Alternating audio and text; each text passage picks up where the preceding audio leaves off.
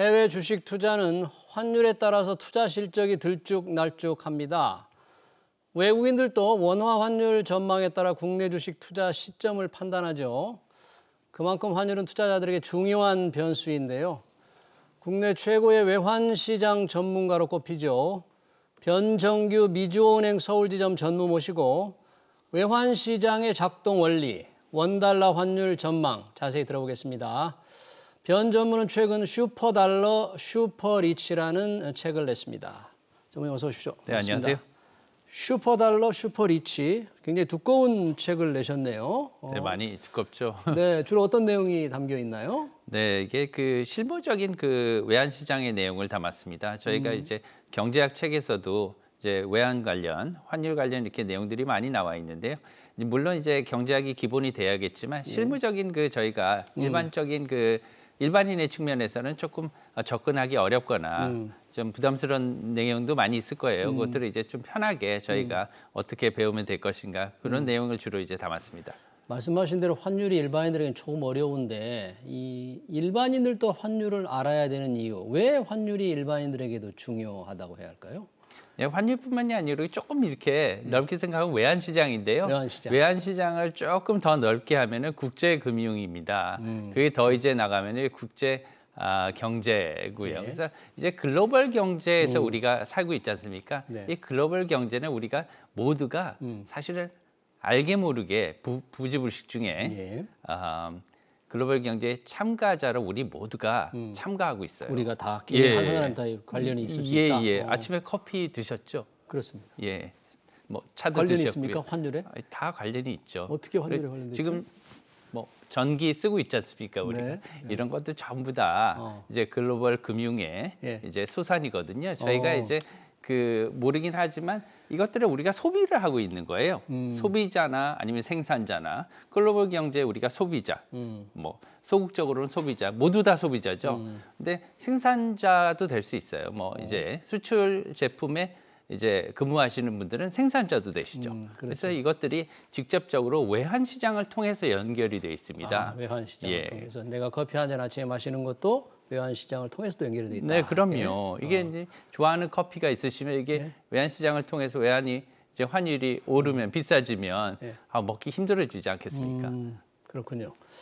자, 그런데 환율은 우리가 보통 주식 시장의 이제 변동성, 변하는 걸 많이 얘기하는데 올해 보니까 환율도 변동폭이 꽤 크던데 실제로 주식하고 비교하면 변동폭이 어떻습니까? 환율이 좀 큽니까? 작습니까? 주식 이런 거에 비하면? 일률적으로 이렇게 말씀드리기 좀 힘들긴 하지만 환율이라는 게 이렇게 어려워하실 필요가 없어요. 네. 이게 그 저희가 예를 들면은 이 어떤 물건을 하나 수입을 했습니다. 예. 수입을 했으면 이것이 환율이 이제 올라가면은요. 환율이 올라가면은 수입가가 높아지는 거죠. 그렇게 환율이 되면 올라가는데요? 비싸지는 거예요. 예. 그러면은 어떠한 물건을 우리가 사고 싶은데 이렇게 비싸지면 부담스러워지겠죠. 환율이 2배 뛰면 그 두 배만큼 비싸진 거예요. 비싸진다. 예.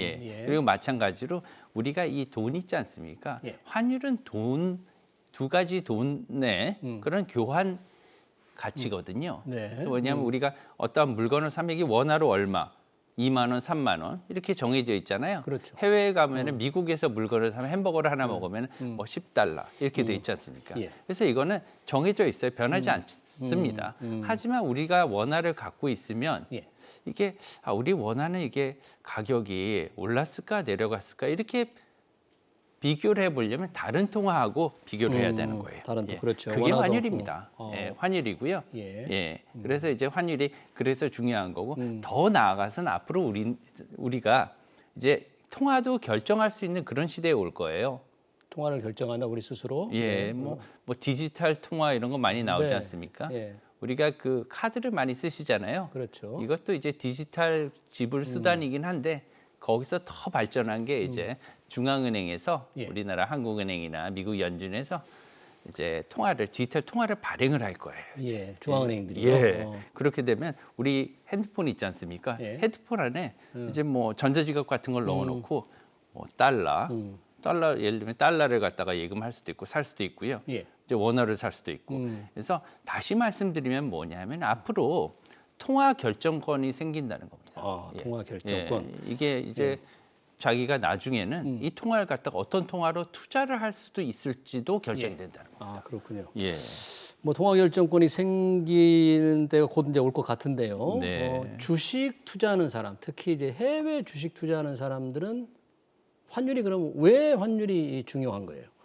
해외 투자를 하게 되면 당연히 이제 환전을 해서 나가게 되죠. 예. 그리고 환전을 해서 해외 투자를 하게 되고 그게 주식이든 뭐 부동산이든 여러 대체 투자 자산이든 여러 가지 자산이 있을 겁니다. 예. 가장 흔하게는 이제 뭐 서학개미로 이렇게 네. 일컬어지는 주식 투자를 많이 하고 계시잖아요. 그렇죠. 그 주식 투자를 했을 때는 이제 달러 주로 네. 달러로 하겠죠. 이제 네. 달러로 투자를 하고 나중에 달러를 갖다 왜냐하면 주식을 갖다 언젠가는 회수해야 될 거 아닙니까? 주식을 판매해서. 팔아야 되니까. 그죠. 매각해서 이제 네. 원화로 다시 갖고 와야 될 갖고 와야 텐데 되는데. 그럴 때는 이제 달러를 샀다가 달러 다시 팔아야 돼요.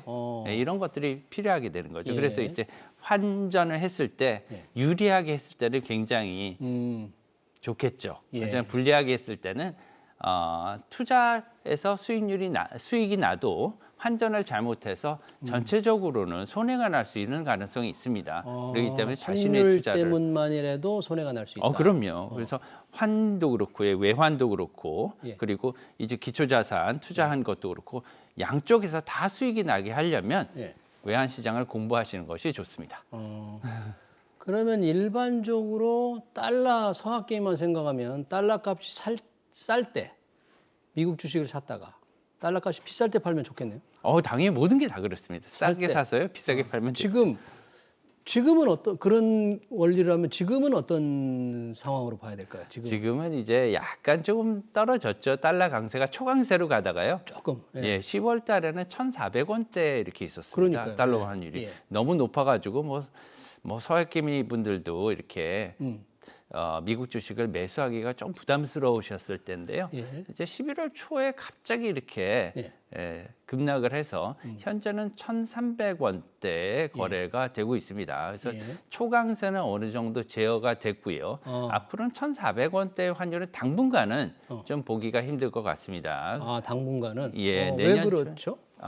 지금 이제 여러 가지 이슈가 있는데요. 지금 유로화가 많이 강해져서 유로화가. 유로화가 많이 강해져서 예. 달러화가 상대적으로 약해진 것도 있고요. 예. 그리고 너무 급하게 올랐어요.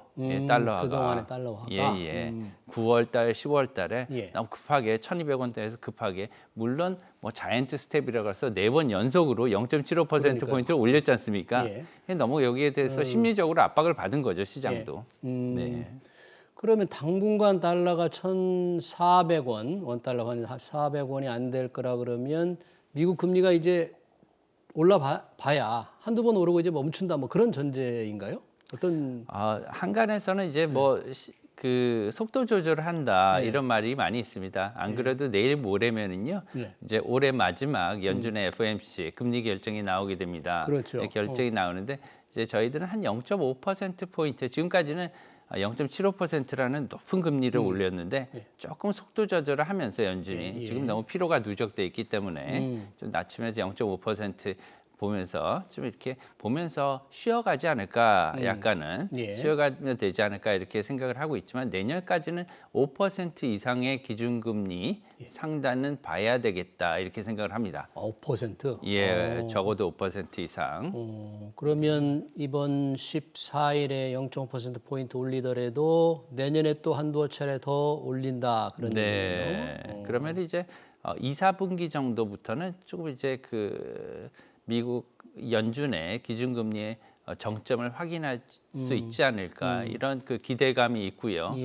주식 투자자분들께서는 좀 기대감이죠. 왜냐하면 이제 금리의 정점을 보면은 이제 어느 정도 인플레이션이 이제 정점에 다다랐다. 이것을 이제 통제할 수 있는 그 연준의 자신감을 보여주는 그런 반증이기도 하기 때문에 이제 그렇게 생각할 수 있고요. 그래서 이제 환율도 다 같이 외환만 보는 게 아니고요. 주식 그리고 채권, 그다음에 환율 다 같이 이렇게 어울려져 있는 한 파이에 소속되는 겁니다. 그렇기 때문에 환율을 한 2, 4분기부터는 이렇게 1,200대로 좀 약간 약세를 보이지 않을까 저희는 이렇게 예상을 하고 있습니다. 2, 4분기 정도에는 달러당 1,200원대로 떨어진다. 200원대 선에서 200원대 선. 하지만 지금 이제 내년도의 환율은 그 화두는 키워드가 이제 매년 있습니다. 예, 뭡니까 내년은? 이제 작년의 화두는요, 이 예. 테이퍼링 이후에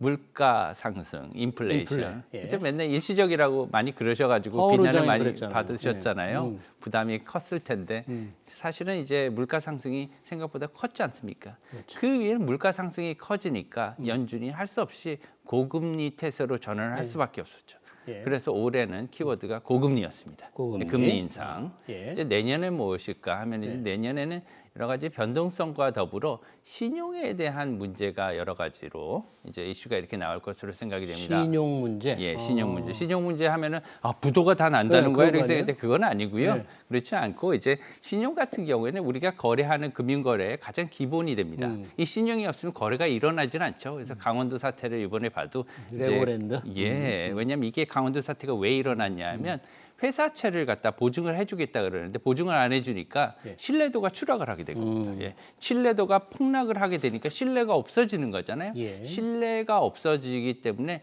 유동성의 공급이 힘들어진 거죠. 그러면서 회사들은 자금 조달을 하기 힘들어지고 그러면 이제 돈이 갈 데를 못 찾아서 이제 굉장히 이제 돈을 필요한 사람도 그렇고 돈을 갖다가 융자해주고 싶은 사람도 다 같이 어려움을 겪고 있는 거죠. 그래서 신뢰가 없으면 모든 게 바탕이 이루어지지가 않습니다. 거래가. 그 내년의 화두는 신뢰의 문제, 그 신용의 문제가 되다. 네. 그렇군요. 그래서 이제 회사채도요 가격이 이제 좋은 우량채와 아니 조금 약간 떨어지는 그런 채권들의 가격이 굉장히 많이 차이가 날 거고요. 차이가? 예, 주식 같은 경우에도 우량 주식과 그렇지 못한 주식의 가격 차이가 굉장히 벌어질 거고요. 부동산에 있어서 프라임과 그렇지 않은 서브 프라임의 가격 차이가 많이 일어나는 이런 것들이 많이 일어나기 때문에 사실은 금융기관들의 입장에서는 이런 것들로 또 돈을 벌 수가 있거든요. 그래서 당연히 그런 것들을 뭐 서구나 우리나라나 모든 금융기관들은 그것들을 이용해서 거래를 만들고 있기 때문에 내년에는 아마 신용 파생 상품들이 많이 이렇게 등장할 것으로 생각을 합니다.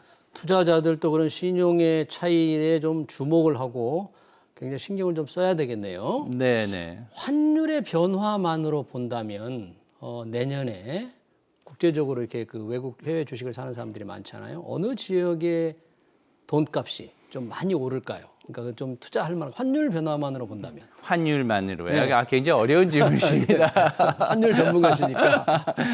글쎄요. 이게 그 지금까지 그 강달러 뭐 초강세 뭐 여러 가지 많이 나왔었는데 달러 강세가 이제 약간은 제어가 됐지만 내년 초 정도까지는 아직도 달러 강세가 유지는 될 것 같습니다. 1,400원대 왔다 갔다 하면서 변동성이 커지긴 하겠지만 이런 상황에서는 또 왜 그러냐 하면 저희 그 뭐 한미 금리 역전 현상이라고 많이 들어보셨잖아요. 그렇죠. 네. 지금도 아직 뭐 내일 모레 미국의 금리 결정이 있겠습니다만은 지금도 약 0.75% 포인트의 금리가 역전이 돼 있습니다. 역전이 되어 있는데 이것이 이제 그 미국이 금리를 올리겠죠. 얼마 올리느냐의 문제겠지만 이것이 1.25% 포인트 그리고 내년에 가서는 많게는 1.75% 포인트까지도 이제 벌어질 수가 금리 있습니다. 격차가. 이런 것들은 이제 달러 약세가 진행된다고 하더라도 이것들은 저희가 좀 주의해서 봐야 될 측면인 거예요. 왜냐하면은 달러의 금리 차가 한국 원화의 금리 차가 두 개가 1.75% 포인트면 2% 가까운 거 아닙니까? 그럼 굉장히 큰 금리 차이기 때문에 이런 것들은 우리가 조금 주의해서 볼 필요가 있다 이런 겁니다. 비록 달러가 강세가 좀 꺾이더라도 한국과 미국의 기준금리 차이를 좀 주목하라는 그런 말씀입니다.